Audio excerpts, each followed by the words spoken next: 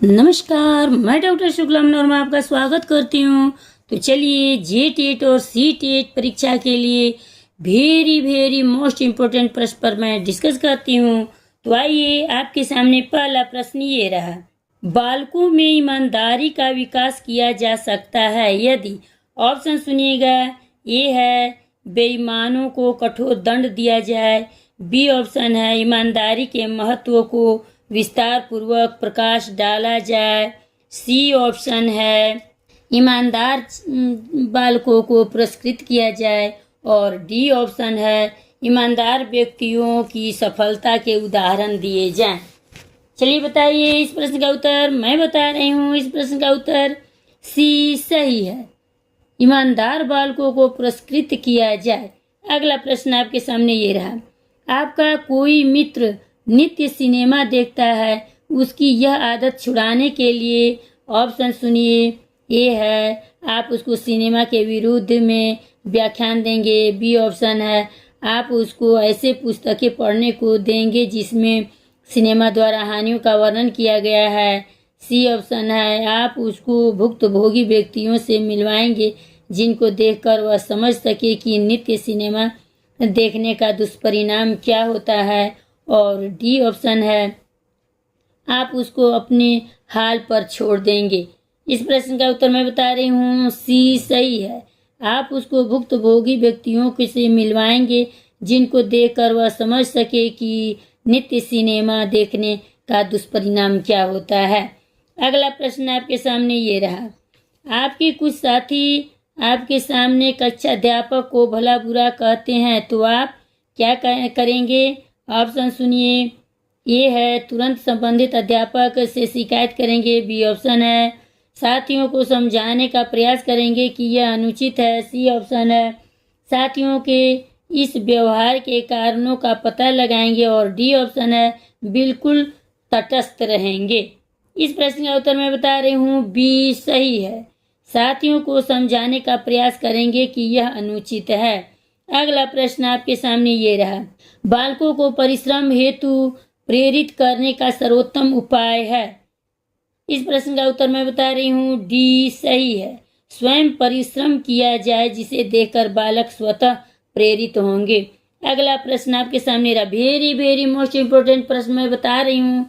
सभी प्रश्न आए हुए हैं और इसी में से आप लोग के पूछे जाएंगे। तो अगला प्रश्न आपके सामने सुनिए। एक बालक प्रतिदिन कक्षा में भाग जाता है, वह बालक कैसा है। ऑप्शन सुनिए। ए है विकलांग बालक है। बी है मंद बुद्धि। सी है पिछड़ा बालक। और डी है सामान्य बालक। इस प्रश्न का उत्तर मैं बता रही हूँ सी सही है, पिछड़ा बालक। जिसको पढ़ने में मन नहीं लगेगा वो बालक भागने का ही प्रयास करता है। अगला प्रश्न आपके सामने ये रहा। आप शिक्षण व्यवसाय अपनाना चाहते हैं क्योंकि ए ऑप्शन है रोजी रोटी का दूसरा साधन नहीं है। बी ऑप्शन है आपके परिवार में और को भी शिक्षक हैं। सी ऑप्शन है राष्ट्र के भावी नागरिकों को संभालने का अवसर मिलता है। डी ऑप्शन है बच्चे आदर सम्मान अधिक देते हैं। चलिए बताइए, कमेंट कीजिए। इस प्रश्न का उत्तर मैं बता रही हूँ सी सही है, राष्ट्र के भावी नागरिकों को संभालने का अवसर मिलता है। अगला प्रश्न आपके सामने ये रहा। ये कमेंट सेशन में आप लोग बताइएगा। प्रतिभावान बालक की विशेषताएं क्या होती है। ऑप्शन सुनिएगा। ए है अध्ययन की योग्यता। बी है निर्देशन की कम आवश्यकता। सी ऑप्शन है उच्च बुद्धि लब्धि एवं नेतृत्व की क्षमता। और डी ऑप्शन में है उपयुक्त सभी। ये आप लोग कमेंट सेशन में बताइएगा। अगला प्रश्न आपके सामने ये रहा। आजकल शहरों में, अगला प्रश्न आपके सामने ये रहा। शारीरिक मांसपेशियों की गतिविधि पर नियंत्रण ही क्रियात्मक विकास है। यह कहा है, किसने कहा है। ऑप्शन सुनिए। ये है हरलॉक ने। बी है क्रो ने। सी है डेविड ने। और डी है नासिया ने। चलिए बताइए आप लोग। मैं बता रही हूँ इस प्रश्न का उत्तर ये सही है, हरलॉक ने। अगला प्रश्न आपके सामने ये रहा। आजकल शहरों में बहुत से छोटे छोटे अंग्रेजी मॉन्टेसरी स्कूल खुल गए हैं। आपके विचार से इनके खुलने का उद्देश्य है क्या है।